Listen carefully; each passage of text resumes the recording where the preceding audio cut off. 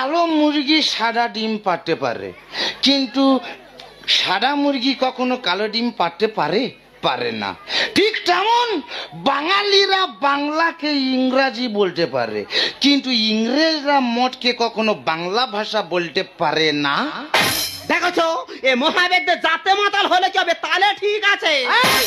আমরা বাঙালি, আমাদের ঘাড়ে লেগে গেলে আমরা ডাক্তারের কাছে যাই না, বালি রোডে দিলে ঘাড়ে লাগা ঠিক হয়ে যাবে।